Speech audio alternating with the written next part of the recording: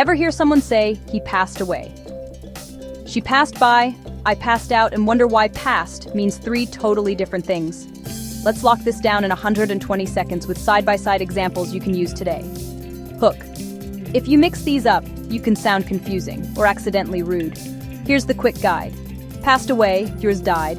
It's gentle, respectful, used for people, sometimes used for pets. Example, my grandfather passed away last year. Don't use for objects. Wrong, my phone passed away. Better, my phone died.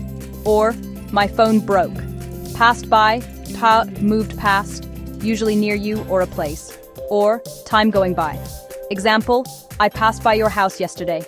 Example, summer passed by so quickly. Pro tip, at a location, pass by the cafe, or at a time idea, the weekend passed by. Passed out, you fainted or fell asleep suddenly. Example, he passed out from the heat. Casual, I was so tired I passed out at 9. Important, not planned sleep, it's sudden. Quick tests, replace with died, then passed away. Replace with went past or time moved, then passed by. Replace with fainted or suddenly slept, then passed out. Common mix-ups. Don't say, my neighbor passed by last night if you mean they died. Don't say, I passed away on the couch when you meant you fainted. Don't say, the bus passed out me. Use passed by me. Bonus tip, in formal writing, died is clearer than passed away.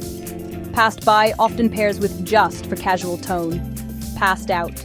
Use lost consciousness in medical contexts. Quick recap, passed away, died. Passed by, freeze moved past. Time went past. Passed out, fainted, sudden sleep.